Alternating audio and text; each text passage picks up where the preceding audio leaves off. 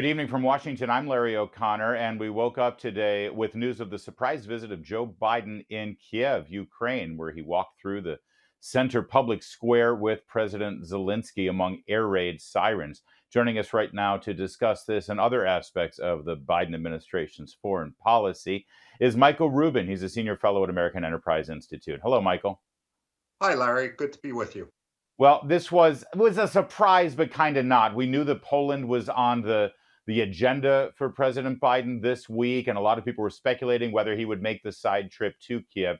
This definitely sent a resounding visual message that the United States is in full support of the Ukrainian effort. What does that mean, though, moving forward?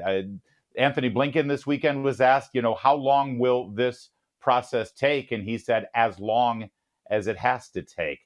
That kind of open-ended commitment during wartime is often leads to disaster for this country, doesn't it? Well, that's true. Certainly, as you said, it's an important visual message.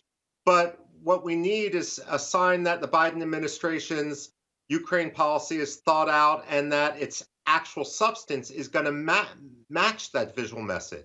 Just last week, for example, unnamed senior Biden administration officials, which is usually a code for Jake Sullivan, said that as the U.S. ramps up weapons delivery and as the first anniversary nears, Ukraine needs to show some real progress on the battlefield.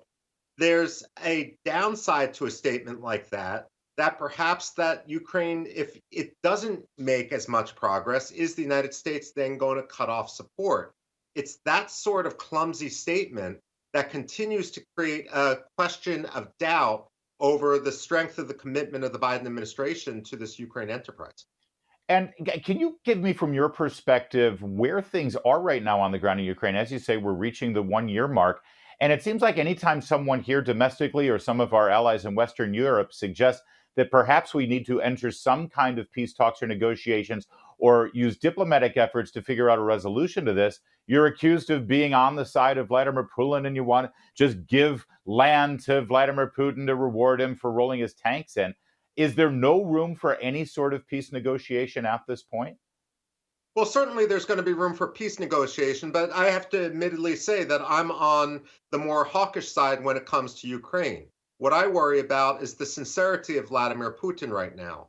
The argument against entering into a diplomatic negotiation right now is if you make any territorial concessions to Vladimir Putin, does that sort of justify this whole Ukraine enterprise? Let's put that aside for right now. What I worry that Russia's strategy is simply to grind Ukraine down. They have more men, they have more equipment, and Vladimir Putin has reason to believe that the American and the Western attention span isn't infinite. Therefore, is he simply going to try to turn Ukraine into one giant Stalingrad and destroy it completely if he needs to?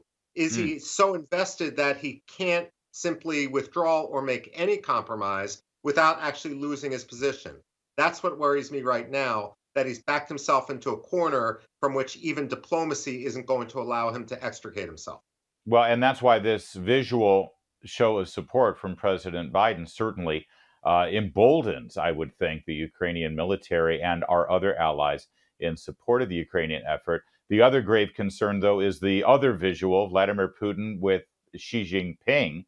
And there's now noise coming out of Beijing that they might actually provide lethal support to Russia for their effort. What does that do in terms of raising the stakes here? You know, Larry, one of my constant criticisms of US policy is we always imagine that we are the only people in the sandbox with whichever country we're dealing with.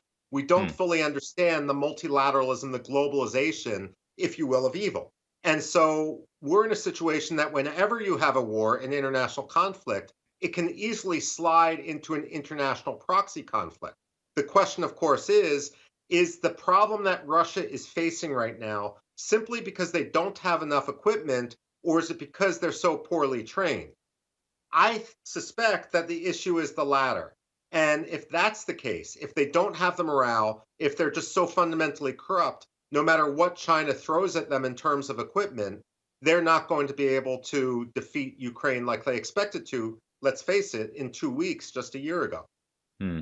Meanwhile, there's a lot going on in the foreign policy world, Michael, and I saw your column last week in 1945.com that just comes right and says it. The Joe Biden presidency just threw Israel under the bus. Can you flesh that out for us? Why are we not standing by our most important ally in the Middle East? Well, basically, what happened is there's an African Union summit in which we had an assistant secretary of state, a former assistant secretary of state who's a special envoy, several people from USAID, and other senior officials. Now, Israel has observer status at the African Union because they do so much work in Africa. For that matter, the Palestinians have observer status too. Even though they have observer status, as the meeting was started at the behest of the South Africans and the Algerians, two of the most anti Semitic countries on earth, the Israeli diplomats were ejected. And when this happened, rather than stand up and say, hey, look, this ejection is illegal. Hey, look, you shouldn't embarrass an ally. Hey, look, you're going against every principle you have as the African Union. Our diplomats just sat on their hands. And when other countries see us not standing up for Israel, that's a green light. That's a sign that the Biden administration is willing to have open season on the Jewish state. This is what worries me so much. How hard would it be for an assistant secretary, Mali Fee, in this case, simply to Yeah. get up and walk out and say, "Hey, look, we're not going to be flooding the African Union with money if you're going to treat our allies like this." This also seems very inconsistent. I would think that most administrations in the past would have gotten up and walked out in protest as well. I guess, except for the Obama administration, famously in the final weeks of the Obama administration, they at the United Nations also undermined Israel, didn't they? Well, that's absolutely right. Look, the United Nations is a cesspool of ineffectiveness, anti-Semitism, and every sort of hatred you could imagine. And the United States has often stood up for moral clarity. We can go back to 2002, for example, with that summit against racism, which was a summit in favor of racism. The United States refused to participate.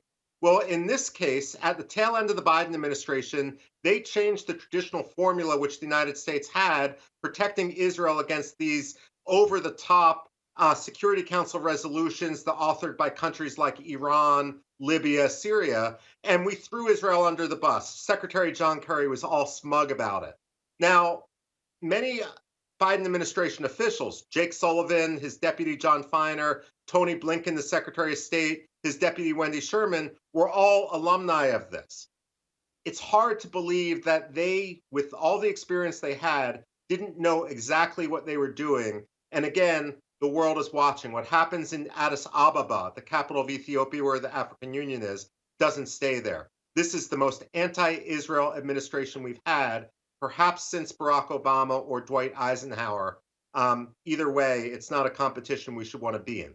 No, certainly not. By the way, United Nations, a vile cesspool of. You were right on the verge of comparing it to the Star Wars cantina, like Obi-Wan Kenobi, Michael Rubin. That's good stuff, I think. No, there's actually good drinks at the Star Wars cantina.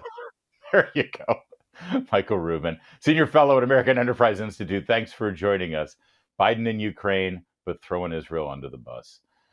There's more to come on O'Connor tonight. You're watching Salem News Channel.